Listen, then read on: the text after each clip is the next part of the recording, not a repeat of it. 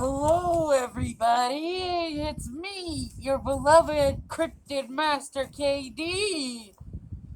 And in today's episode, I'd like to welcome you all to my channel. I really love all of you. I love that you're enjoying my content. And in today's episode, the story I'm going to share with you today is of a legendary beast, the Native American spirit of vengeance and greed, the Wendigo. It's called the Wendigo. The Wendigo in Algonquin tribes appears in many different forms, from a tall, hairy creature to a dark, misty shade, but its most commonly form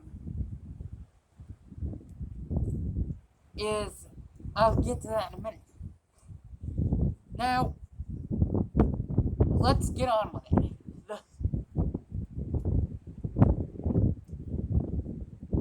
Among the great traditions of the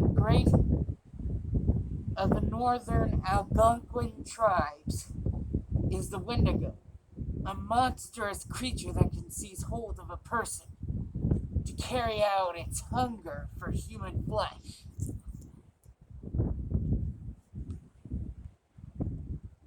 The creature has been told through many different ways through pop culture and lore. And some descriptions describe a creature 7 to 10 feet tall, a skeletal-like body. It's so hungry that it's almost skeletal, so gaunt, and long claws on its hands. Some descriptions describe it as having a deer-like head or mostly a skeleton head. However, this is pretty much what pops up in common. This is not the case in what the Native Americans describe the Wendigo as. It's in their folklore, the creature is described as a walking skeleton-like creature with a human head, with a skeletal head and a razor-sharp teeth and pale white, either red or white eyes.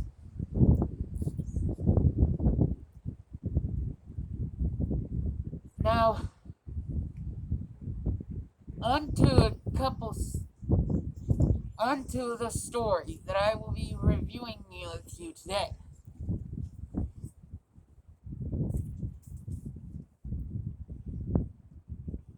The people of the town of Fort Kent, near Alberta, Canada. The story that is about this town is the story of how the spirit of vengeance, the Wendigo, brought death to their small town. Now, in the 1920s, after the First World War, a man named Thomas Burton and his wife Katie came to set up home in Fort Kent, Canada. He and his wife Katie started a medical place for the local people.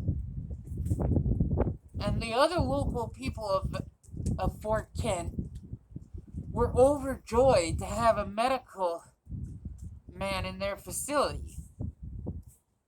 And it was quite good because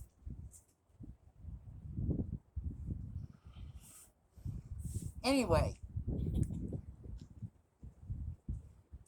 the people of Fort... sorry. Bit of slip of the tongue there. Anyway. Tell us your story. I am. I want to hear the story. Okay, Cryptid Mom.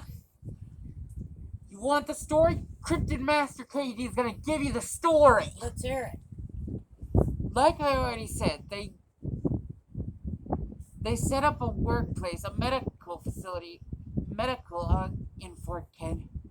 People were overjoyed. And very quickly, Thomas and his wife Katie became the very pillars of the town.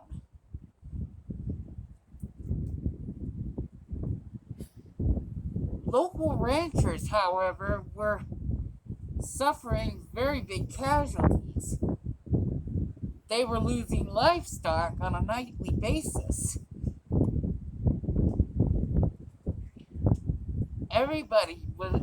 All the ranchers came together and started talking how they were losing livestock. They were frustrated and upset. Thomas Burton himself started to feel the stress. But he felt powerless to do anything. But this was only the beginning. The worst was yet to come. While ranchers were losing livestock, a terrible disease ravaged the community. And not just one or two people, the entire community, the outbreak ravaged the whole community. Sounds familiar in a recent year that really terrorized our community. But that's a different story. Anyway.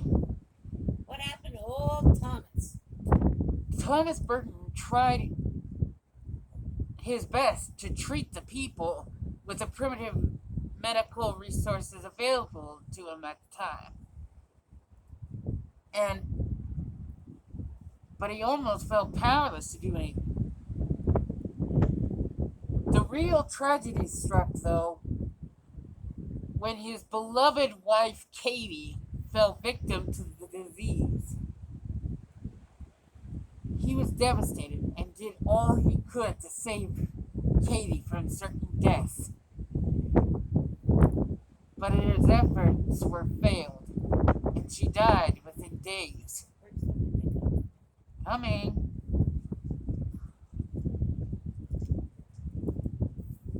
After her death, his life became unbearable, and he fell into a deep depression. While other people banged at his door, he refused to see anybody. Legend has it, though, while a grieving Thomas Burton wouldn't see anybody, refusing to answer his door, the spirit of the Wendigo found its perfect host. Immediately following after his wife Katie's death, something happened to Thomas Burton. It is believed by many that the Wendigo took possession of his soul.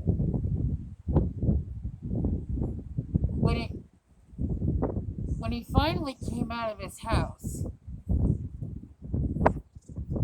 the people were overjoyed to see him, not knowing that his intentions were no longer to heal the sick. He visited house after house, methodically killing anyone he encountered. It is believed that he killed up to 24 people, and eating them. After which, a man returned back to Fort Kent after going to reach supplies and medical supplies.